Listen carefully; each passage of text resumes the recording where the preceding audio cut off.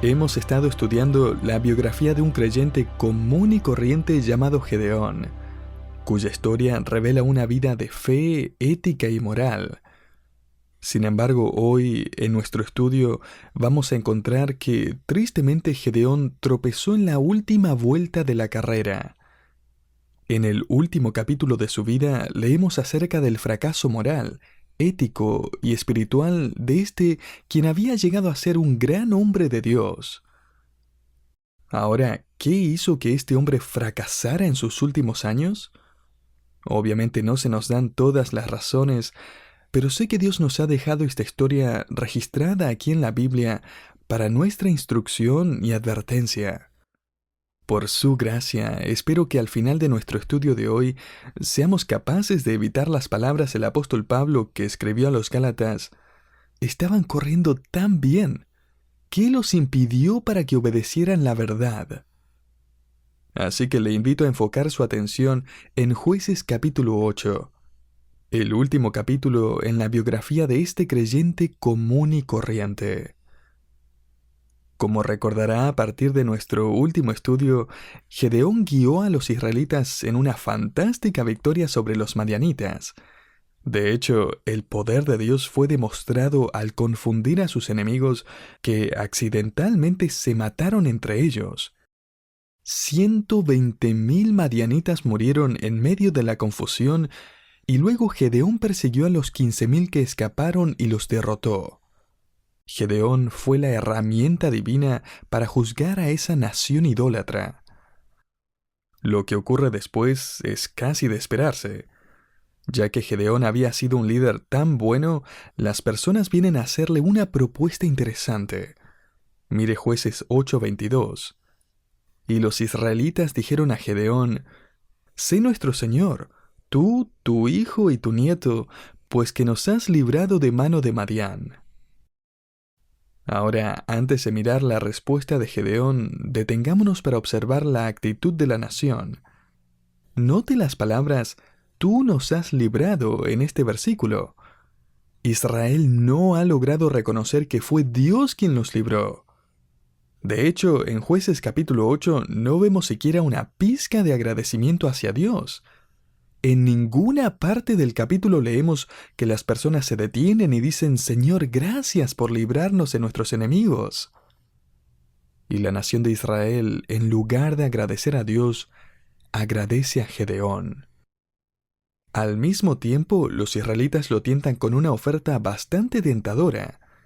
«Gedeón, queremos que seas nuestro rey. Es más, queremos que tu hijo sea nuestro rey también, y el hijo de tu hijo». Ellos están pidiéndole que sea el primer rey de la primera dinastía de Israel. Esta seguramente era una propuesta difícil de resistir. La respuesta de Gedeón es el punto más alto de su carrera. Mire lo que dice Jueces 8:23. Mas Gedeón respondió: «No seré señor sobre vosotros, ni mi hijo os señoreará. Jehová señoreará sobre vosotros». Esta es una respuesta fantástica. Él está en lo correcto, porque Dios era el rey en esta teocracia. La nación era dirigida por Dios a través de un profeta y a través de un juez. Así que Gedeón responde diciendo: «Esto estaría mal. Solo Dios es rey de Israel». Si pudiéramos terminar el libro en este momento, terminar la biografía sería fantástico.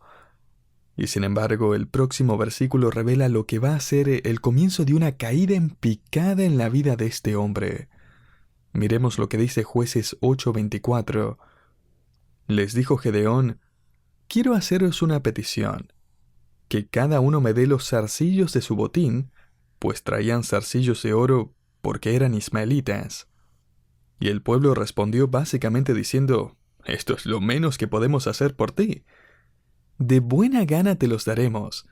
Y tendiendo un manto echó allí cada uno los zarcillos de su botín, y fue el peso de los zarcillos de oro que él pidió 1,700 siclos de oro, sin las planchas y joyeles y vestidos de púrpura que traían los reyes de Madián, y sin los collares que traían sus camellos al cuello. La mayoría de los eruditos creen que esto en la economía de hoy serían entre 350.000 y 400.000 dólares. Ahora, cuando leí estos versículos por primera vez, el primer pensamiento que me vino a la mente fue, oh, Gedeón se está poniendo codicioso. Sin embargo, ese no es el caso. El siguiente versículo nos muestra cuál fue su motivación para pedir el oro. Mire lo que dice Jueces 8:27. Y Gedeón hizo de ellos un efod, el cual hizo guardar en su ciudad de Ofra.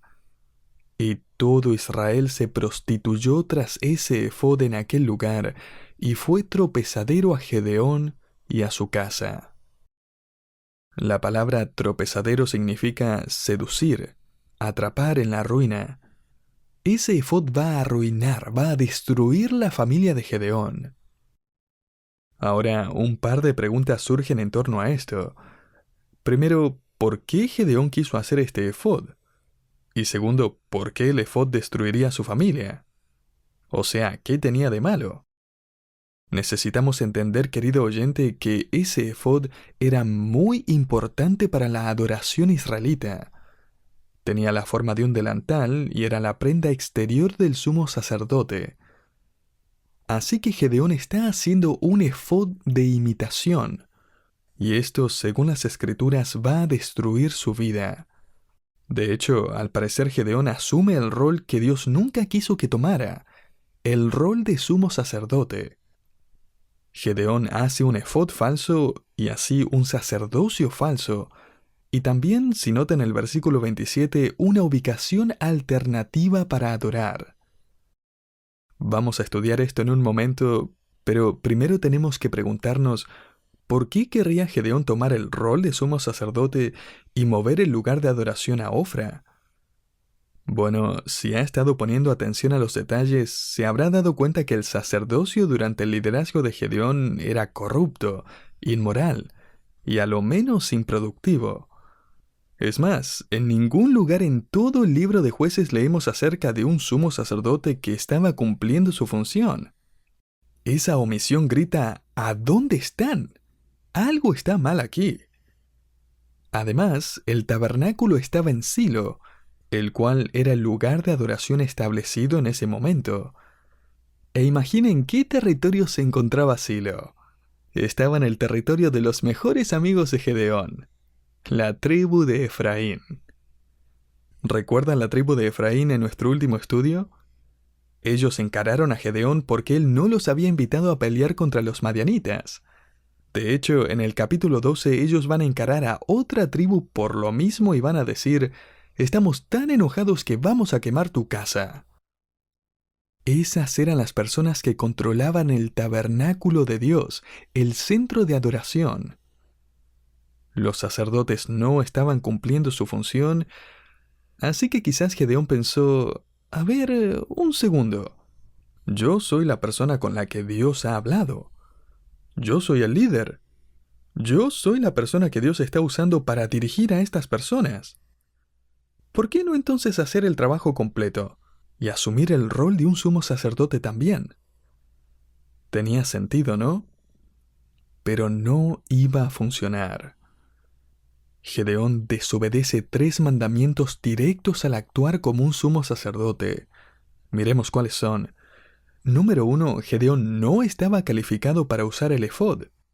En Éxodo 28 Dios dice específicamente que solo los descendientes de Aarón podían usar el efod. Solo el sumo sacerdote, no Gedeón. Él no tenía el derecho de asumir los cargos sacerdotales. Número 2. El efod estaba construido con los materiales incorrectos. Según Éxodo 28, el efod tenía que construirse de materiales azules, no de oro. Quizás Gedeón y las demás personas lo hicieron así para que el efod fuera más impresionante a sus ojos. Y sin embargo, lo que ellos y nosotros deberíamos aprender es que a Dios no le impresiona la belleza o la ostentosidad, a Él le impresiona la obediencia. Número 3. El efod estaba en la ubicación equivocada. Gedeón luego instituye un sacerdocio, una forma de adoración, una ubicación para adorar que rivalizaba y aún trataba de sustituir la verdadera ubicación. Y quizás sus motivos eran sinceros, pero estaban sinceramente equivocados. Mire nuevamente el resultado de hacer esto en Jueces 8:27. Y todo Israel se prostituyó tras ese efod en aquel lugar. La palabra prostituirse aquí se refiere a un fracaso espiritual, a infidelidad espiritual. Dios describe la solución de Gedeón como adulterio espiritual. Gedeón no tenía ningún derecho a hacer ese efod. Las personas no tenían ningún derecho de ir a Ofra a adorar. Ellos estaban cometiendo infidelidad espiritual. Eso es lo que Dios pensaba acerca de las acciones de Gedeón. Quizás Gedeón pensó que Dios haría una excepción con él. Los líderes a veces piensan de esa manera. Piensan que pueden vivir con otras reglas. ¿Cuándo vamos a aprender que los líderes espirituales no tienen privilegios espirituales? ¿Y qué hace Dios? Mire Jueces 8:28. Así fue subyugado Madián delante de los hijos de Israel y nunca más volvió a levantar cabeza. Y reposó la tierra 40 años en los días de Gedeón. Eso me parece fascinante. Gedeón ha hecho todas estas cosas, así que ¿dónde está el rayo del cielo? ¿Dónde está el juicio divino sobre este hombre que se ha vuelto loco en su intento de crear su propio centro de adoración? Ya que Dios no interrumpe sus planes, eso significa que Dios debe aprobar, ¿o no? Al menos eso es lo que Gedeón evidentemente pensó. Sin embargo, Dios no hace excepciones para Gedeón y tampoco las hace para usted y para mí. Solo porque el cielo está en silencio cuando pecamos no significa que Dios está aprobando nuestro pecado o que Él no se ha dado cuenta. Un rayo en este momento habría sido bueno y habría quizás despertado a Gedeón como un niño que ha sido sorprendido haciendo algo malo. A veces ser sorprendido haciendo algo malo es bueno. Me acuerdo cuando tenía 16 años y había sacado mi licencia de conducir. Estaba feliz. El verano después de sacar mi licencia, mis primos y su familia vinieron de visita. Mi primo favorito Mark y yo decidimos salir a manejar. Le pedí las llaves a mi papá y él me las dio con esa mirada que los papás les dan a sus hijos cuando están a punto de salir a manejar. Yo le dije, no hay problema, pa, solo vamos a dar una vuelta a la manzana. Mark y yo nos metimos al auto. Él estaba sentado en el asiento del copiloto. Me miró y sonrió. Yo lo miré y sonreí y nos metimos a la autopista. Toda mi familia estaba en casa, así que fui probablemente a unos 10 kilómetros por hora en la calle enfrente de la casa. Doblé y pronto llegué a un área que conectaba la autopista. El semáforo estaba en rojo. Miré a Mark y él me miró. Y cuando se puso en verde pisé el acelerador a fondo. ¡Qué bien que la estábamos pasando! Sin embargo, cuando íbamos a unos 100 kilómetros por hora, miré por el espejo y vi humo saliendo debajo del auto. No soy ningún mecánico, pero sabía que todo ese humo saliendo de debajo del auto no era algo normal. Así que salí de la autopista. Mi primo y yo sabíamos que estábamos en problemas. Llamamos a papá y pronto él y mi tío vinieron a buscarnos. Mark y yo nos metimos en silencio en el asiento de atrás. Por supuesto les dije, no tengo idea de por qué pasó esto. No lo entiendo. Algo debe estar mal con el auto. Mi papá miró a mi tío, que era un poco más entendido que él en mecánica, y dijo, ¿cómo es que algo así puede ocurrir? Mi tío pisó el acelerador a fondo y nos miró. Mi primo y yo miramos hacia abajo. Un niño puede tratar de engañar a sus padres. Los adultos a veces tratan de engañar a Dios. O eso es lo que parece si él no hace algo al respecto. Dios sabía lo que Gedeón había hecho, pero porque el rayo del cielo no cayó sobre él, él siguió. Sin embargo, vemos unas cuantas consecuencias negativas en la vida de Gedeón por haber hecho lo que hizo. Echémosle un vistazo. Primero, lo que Gedeón hizo abrió la puerta para la idolatría. Mire Jueces 8:33. Pero aconteció que cuando murió Gedeón, los hijos de Israel volvieron a prostituirse yendo tras los Baales y escogieron por Dios a Baal Berit.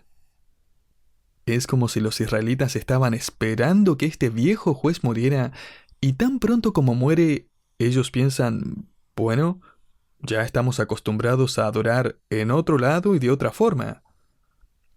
Este era el primer paso hacia la idolatría, y ellos estaban listos. Segundo, la desobediencia de Gedeón abrió la puerta al pecado. 3 pecados se revelan en la vida de Gedeón. El primer pecado, que ya hemos mencionado anteriormente, es su desobediencia a las Escrituras. Gedeón tenía la opción de seguir una de 2 autoridades en su vida, las mismas autoridades que podemos tener nosotros. Una es la autoridad de la palabra de Dios. Y si nos ponemos debajo de esta autoridad nos va a ir bien. Sin embargo, si rehusamos someternos a la autoridad de la palabra de Dios, vamos a necesitar algo o alguien más que dirija nuestras vidas. ¿Y cuál es esa autoridad ahora? Nosotros mismos. Nosotros nos convertimos en nuestra propia autoridad. Nuestros sentimientos, nuestro razonamiento, nuestra lógica, nuestros deseos se convierten en la autoridad. De esa forma, Gedeón comienza a seguir su propio camino, aparte de la palabra de Dios. El segundo pecado en la vida de Gedeón es su inmoralidad. Mire lo que dice Jueces 8 del 29 al 30. Y tuvo Gedeón 70 hijos que constituyeron su descendencia porque tuvo muchas mujeres. Gedeón era un líder famoso, y ya que los líderes solían tener muchas mujeres, él tuvo muchas mujeres. Esta era la típica forma de demostrar poder en Canaán. Sin embargo, la ley prohibía esta actividad. Y a pesar de tener todas esas esposas, Gedeón aún no estaba satisfecho con su vida licenciosa. Mire Jueces 8:31. También su concubina que estaba en Siquem le dio un hijo. Concubina es un eufemismo que quiere decir amante. Él tiene quizás 50 o 60 esposas. ¿Y está acaso satisfecho con su vida? No, él tiene una amante en Siquem, la cual a todo esto es una ciudad cananea. Ella es una mujer cananea, idólatra. Las concesiones de Gedeón lo estaban llevando a la ruina. Quizás conozca la parábola del oso y el cazador. Dice así: un cazador estaba en el bosque con la intención de cazar a un oso, cuando de repente un oso apareció de la nada y lo arrojó al suelo. El oso le dijo: ¿qué estás buscando? A lo que el cazador respondió: solo quiero un abrigo de piel. El oso le dijo: tiene sentido. Quizás podemos negociar. Por mi parte, yo quiero un estómago lleno. Quizás podemos llegar a un acuerdo. 30 minutos más tarde, el oso se fue caminando lentamente, dejando atrás la gorra y el rifle del cazador. Y así, el oso tuvo su estómago lleno y el cazador obtuvo su abrigo de piel. Querido oyente, si hace concesiones con el pecado, siempre va a salir perdiendo. Quizás usted ha estado corriendo bien su carrera cristiana, pero recientemente se detuvo para hablar con un oso. Su oso quizás sea un coqueteo en la oficina, o quizás puede ser unos arreglos indebidos en su negocio, o quizás puede ser alguna manipulación sutil o algún afán egoísta. Puede ser el querer hacer trampa en una prueba para pasar de curso. El pecado es un oso con el cual no debe ni detenerse a platicar. El lidiar o negociar con él siempre le va a traer graves consecuencias a largo plazo.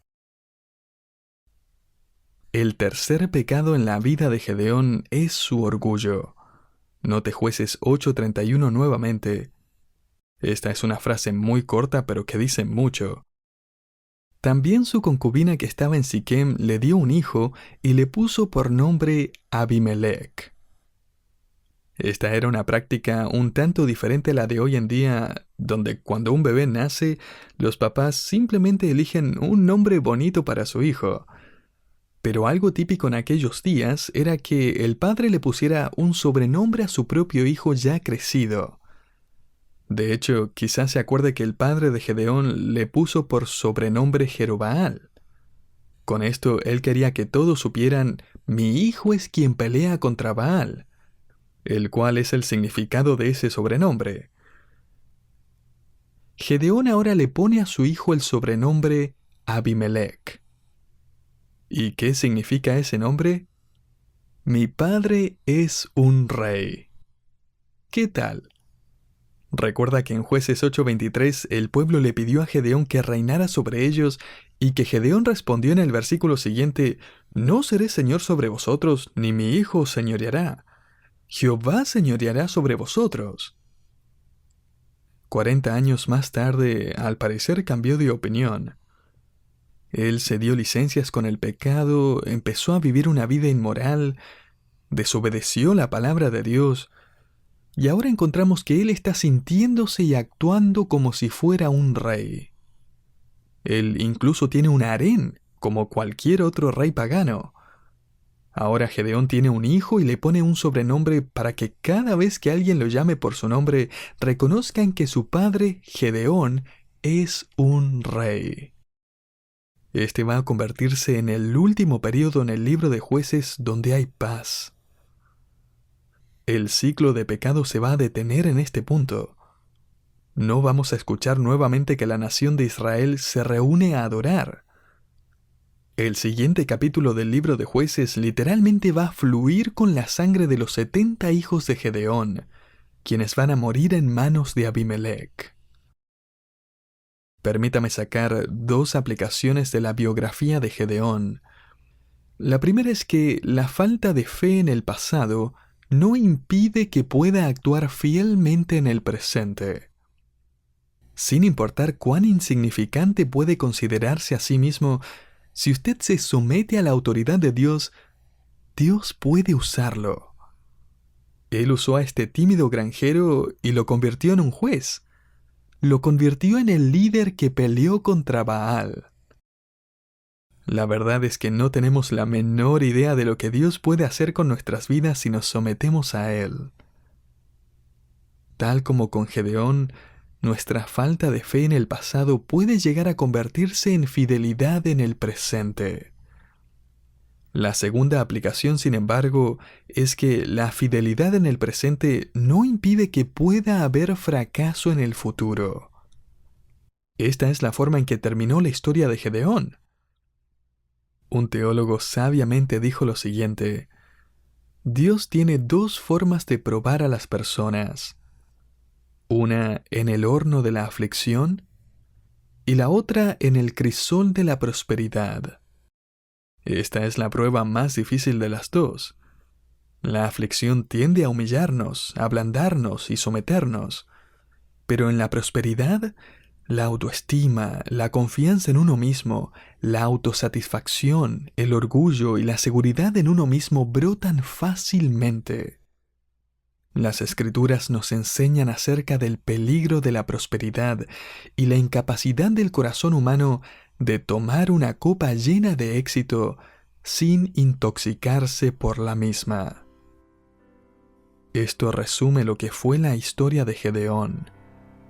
En sus últimos días de vida lo vemos intoxicado en su prosperidad, en su éxito, en su prominencia, en su estatus. Lo vemos tambaleándose y tropezando sobre la línea de meta. Querido oyente, que podamos repetir las palabras del apóstol Pablo que dijo: He peleado la buena batalla, he acabado la carrera, he guardado la fe. Por lo demás, me está guardada la corona de justicia. 2 Timoteo 4 del 7 al 8.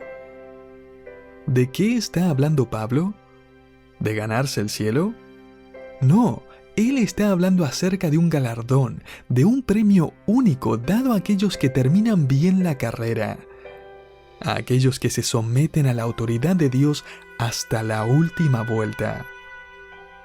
Si Dios escogiera hoy escribir las últimas palabras de su vida y cerrar el libro de la biografía de su vida, ¿tendría usted un buen final? Si la mano de Dios fuera a soltar la pluma divina que ha estado registrando los hechos, obras, pensamientos, la pasión y el propósito de su vida, ¿terminaría bien? No estoy hablando acerca de ser perfectos. Estoy hablando acerca de vivir día a día obedeciendo a Dios, apasionados por seguirle.